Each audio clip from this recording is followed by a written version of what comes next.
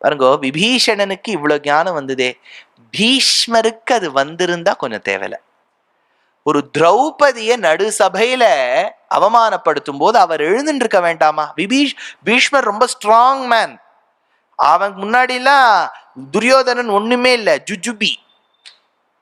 இந்த ஒரு நெருப்பு விளக்கை ஏற்றி வைத்தால் விட்டில் பூச்சியை போலவன். பீஷ்மர் நினைச்சிருந்தா என்ன வேணாலும் பண்ணிருக்க முடியும்.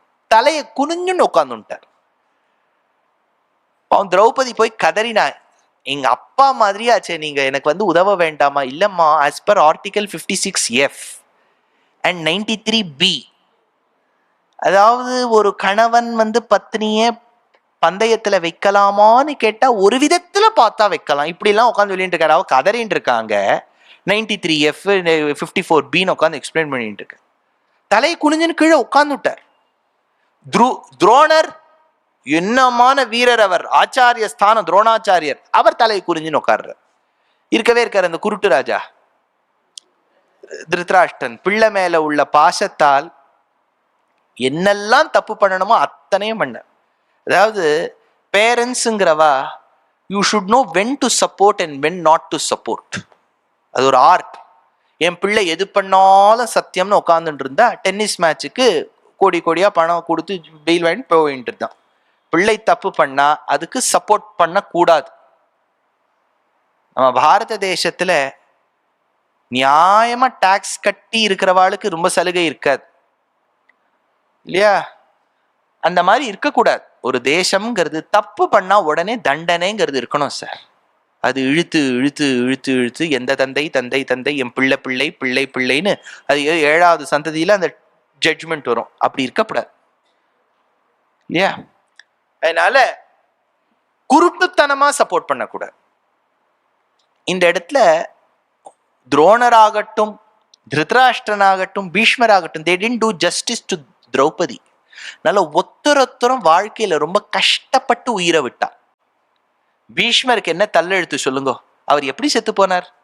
உடம்பெல்லாம் அம்பு, அதோட படுத்துட்டு இருக்கார் சார். ஆனா அவர் விஷ்ணு சஹஸ்ரநாமம் சொன்னாரு, பெரியவர் தான் விஷ்ணு சஹஸ்ரநாமம் சொன்னார். ஆனா பெருமாள் அந்த சரீரத்தோட வாங்கிக்கல. துரியோதனன் போட்ட சாப்பாட்டால வளர்ந்த இந்த ரத்தத்தை ஒன்னொன்னுத்தையும் கீழே பூமியில இறக்கிட்டு டயாலிசிஸ் பண்ணிட்டு வாங்கிட்டார். அந்த உடம்புல வாங்கிக்கலையே சஹஸ்ரநாமத்தை. துரோணாச்சாரியரின் சிரம் அந்த இடத்தை சேதனமாச்சு. திருஷ்டத்யும்னன் வந்து கொன்னுட்டான் மகாபாரதத்துல. they all died a gory death. திருதராஷ்டிரனுக்கு 100 பிள்ளையும் போயிடுத்தே. பொண்ணு விதவையா நின்னாலே, ஜெயத்ரதன் போயிட்டான். அப்புறம் காட்டுக்கு போய் ஏதோ காட்டு தீலாம் வந்ததுன்னு சொல்றான். ஏன்னா தர்மத்தின் படி நடக்கல. விபீஷணன் தான் ஜெம். கரெக்டா நான் அட்வைஸ் பண்ண, நீ கேட்கல, இனிமே நான் இந்த இடத்துல இருக்க மாட்டேன் அப்படின்னு சொல்லிட்டு கிளம்பிட்டார். லங்காலேருந்து புறப்பட்டு அவர் அப்படியே பறந்து வரார். யாராவது ஒரு கட்சி ஆரம்பிச்சா 4 பேராவது சேர மாட்டாள? சார் நான் ஆரம்பிக்கிறேன், நீங்களே சேருவேளா? சார் நீர் எதுக்கு சார் கதை சொல்லுங்க போறோம்? சும்மா சொல்றேன், எல்லாரும் இப்ப கட்சி ஆரம்பிக்கிறாள். அதனால நானும் ஏதாவது சொல்றேன், ராமருடைய கட்சி அப்படின்னு ஏதாவது பெருமாள் பேரை சொல்லி ஒரு கட்சி வந்தா நல்லா இருக்கும் இல்லையா? எதிர்க்கிற கட்சியாவே இருக்கு. அதனால அங்க சொல்றார், அலைனும் அனிலனும் அரசன் சம்பாதியும் வினையவர் 4வரும் விரைவின் வந்தனர். 4 பேர் வந்தாளாம் கூட. சதுர்பிகி சஹராட்சசைஹின்னர் வால்மீகி. 4 பேர் கூட விபீஷணனோட ஏறி இருக்கு. சார் நாங்களும் உங்களை ஆதரிக்கின்றோம். வாழ்க விபீஷணன், வாழ்க வாழ்க. எப்பவுமே இந்த மேடை பேச்சு பேசுறவாள்லாம் பார்த்தேன்னா மைக் கிட்ட இருப்பாவா, பின்னாடி ஒரு 4 பேர் எப்பவுமே வீடியோல இருப்பா. அவர் ஏதாவது சொன்னா இப்படி இப்படி இப்படி தட்டுறது. எனக்கு யாராவது இருக்காளா பாருங்க? இல்ல நீங்க முன்னாடிதான் இருக்கு. பின்னாடியை விட முன்னாடி இருக்கா, அதான் அது பெருமை இல்லையா? ஏன்னா நம்ம எல்லாம் சொல்றது நம்ம விஷயத்த சொல்றது இல்லை. நம்ம விஷயத்த சொன்னா சுவாரஸ்யமாவே இருக்காது.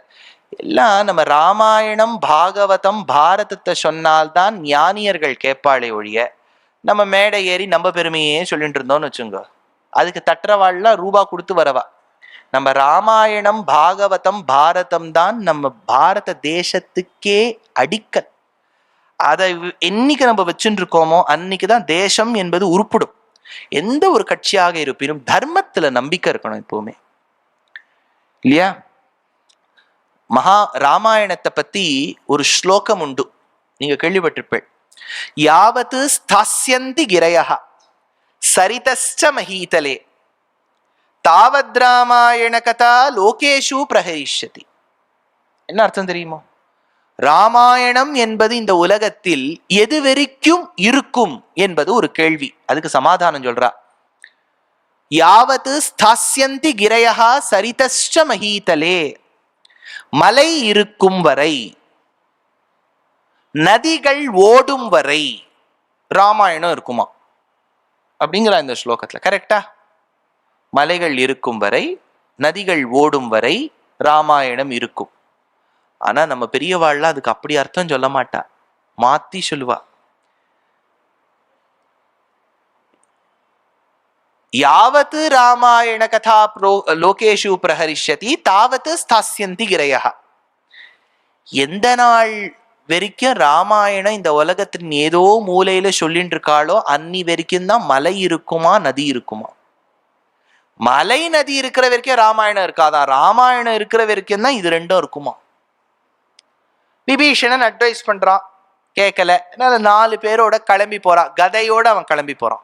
ஏன் சார் இவர் சரணாகதி பண்ண போறார் ராமர்கிட்ட, கையில கதையெல்லாம் எடுத்துன்னு போகணுமான்னு கேட்டா, அந்த காலத்துல கதையை எப்படி வச்சுக்கிறோங்கிறதுல இவர் சண்டை போட வராரா இல்லையான்னு தெரியும்.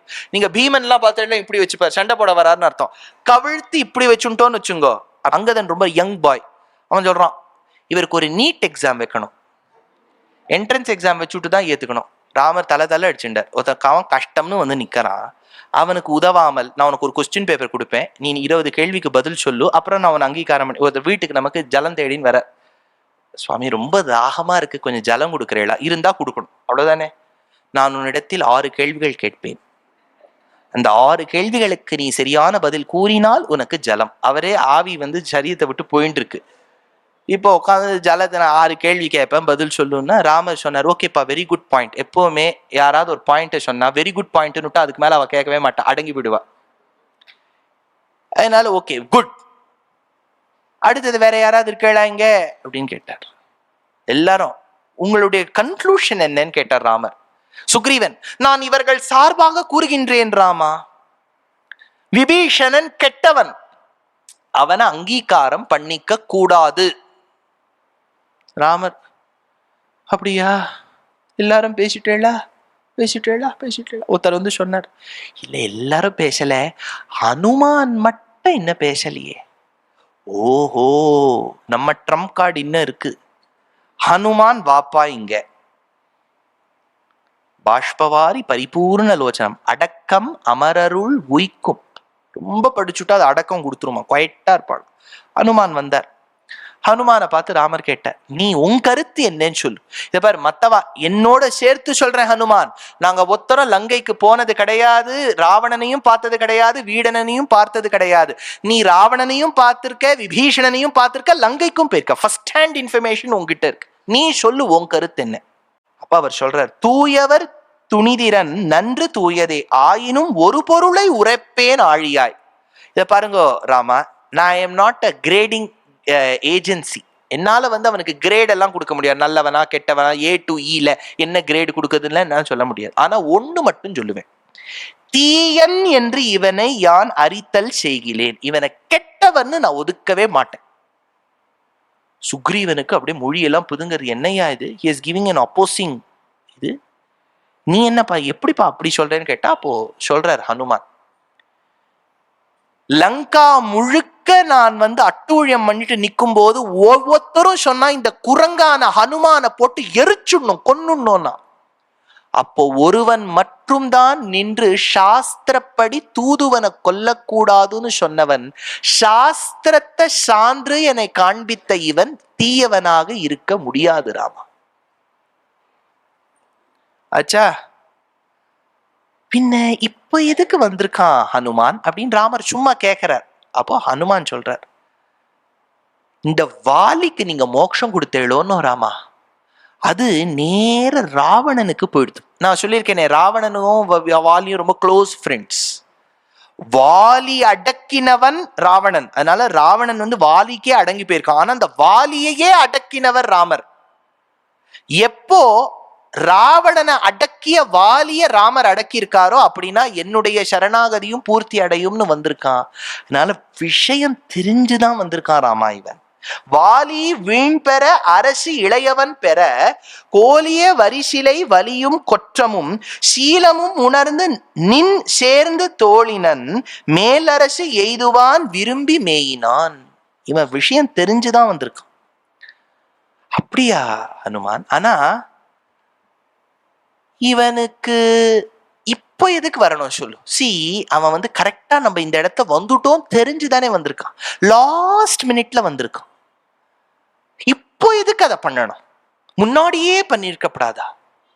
ரேட்ஸ் எல்லாம் முன்னாடியே பண்ணிருக்கப்படாதா? இப்பதான் வந்து கரெக்டா இப்பதான் பண்ணணுமா? ஹனுமான் சொல்றார், ஆதலால் இவன் வரவு நல்வரவே என உணர்ந்தேன் அடியனேன். இவன் நல்லதுக்காக தான் வந்திருக்கான் ராமா. இன்று வந்தான் என்று உண்டோ? ஒரு நல்ல விஷயங்காக வந்திருக்கா. ஒருத்தர் வந்து கோவிலுக்கு வந்திருக்கார், பெருமாளை சேவிக்கணும்னு வந்திருக்கார். ரொம்ப நாளா அவர் வந்ததே இல்லை. ஐயோயோயோ, இன்னைக்கு போய் வந்திருக்கே, ஒரு வாரத்துக்கு முன்னாடியே வந்திருக்கப்படாதான் நம்ம அவரை கேட்க கூடாது. இன்னைக்காவது வந்தானேன்னு சந்தோஷப்படணும் இல்லையா? ஆனா ஒண்ணு ராமா, நான் ஒண்ணு சொல்றேன் கேட்டுக்கோ. அவனுக்கு எண்ணம் தீயதாக இருந்தால், எண்ணம் மட்டும் தீயதாக இருந்தால் உன் திருவடியை வந்து அடையணுங்கிற அந்த எண்ணம் வந்திருக்குமா? எப்போ உன்னை தேடி வந்திருக்கானோ அப்போ இன்டென்ஷன் பேட் ஆர் ஈவில்ங்கிறத எப்படி சொல்ல முடியும் ராமா அப்படின்னு கேட்டார். எனக்கு என்னவோ அவனுக்கு வந்து இன்னைக்கு வந்திருக்கான், நேத்து வந்திருக்கான், we should accept him, not accept him, it's not valid Rama.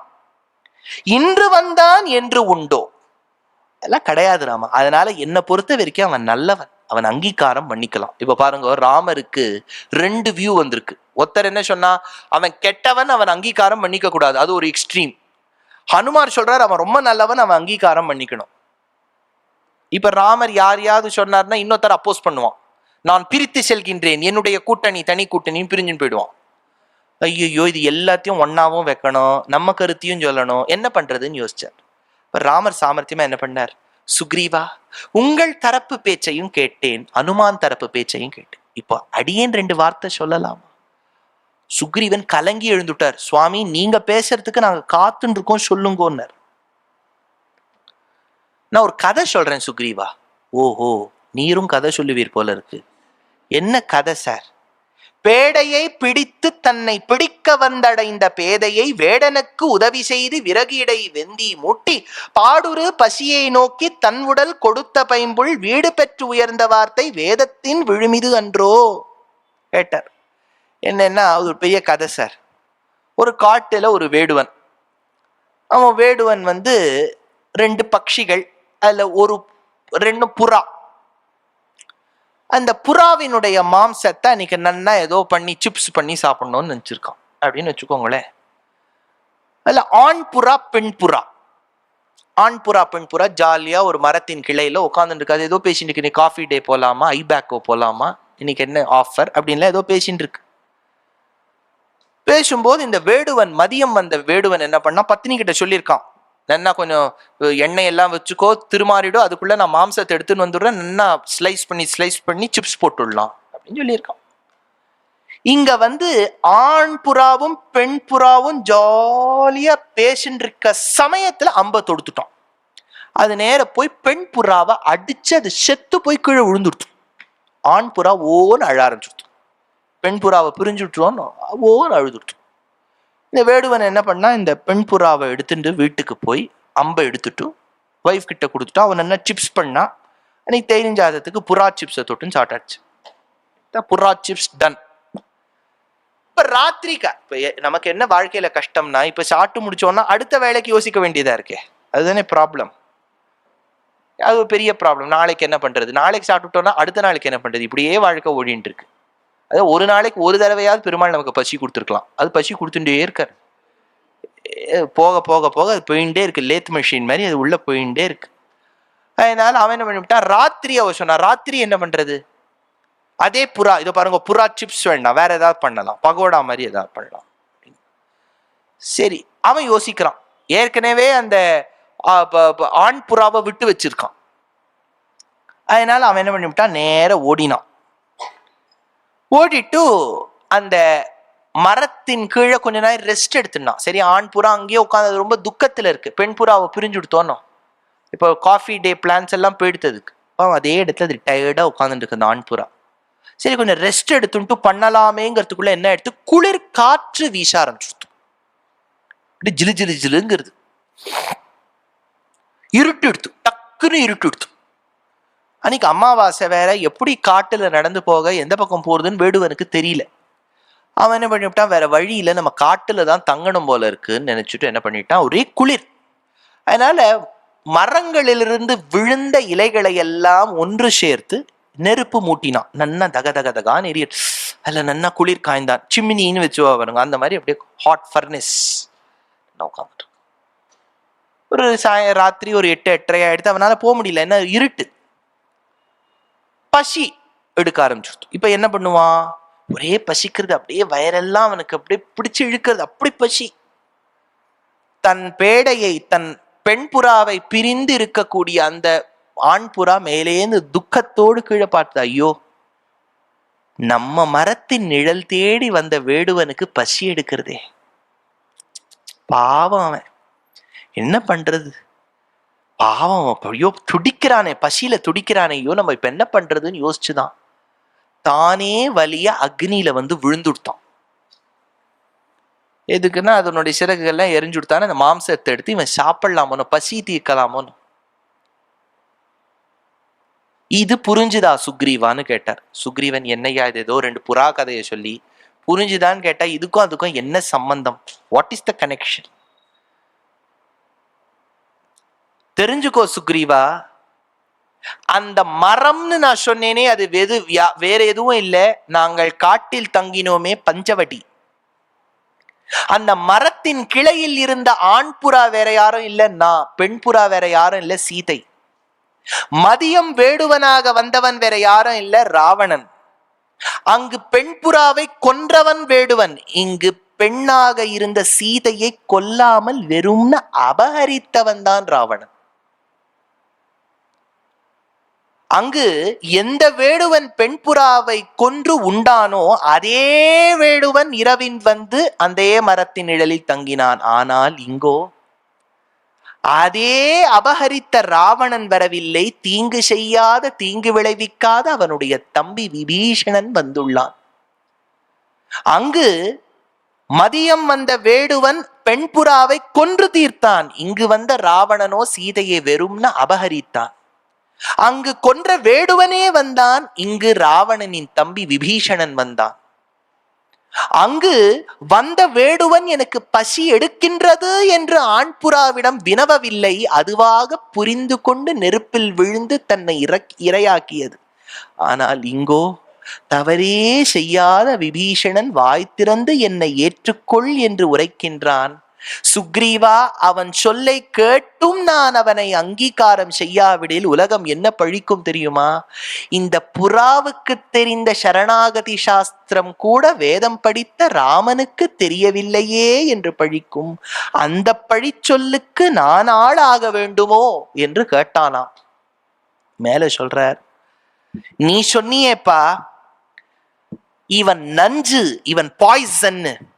அன்னைக்கு வடவரையை மத்தாக்கி வாசுகியை நானாக்கி வங்க கடல் கடைந்த மாதவனை கேசவனை என்ன தேவர்களும் மசுரர்களும் பார்க்கடலை கடைந்த போது அமிர்தம் பிறந்தது, சந்திரன் பிறந்தான், பெண்ணிலும் பெண்ணமுதாய் மகாலட்சுமி இருந்தாள், ஐராவதம் உச்சை ஸ்ரவஸ் என்று அத்தனையும் பிறந்தது.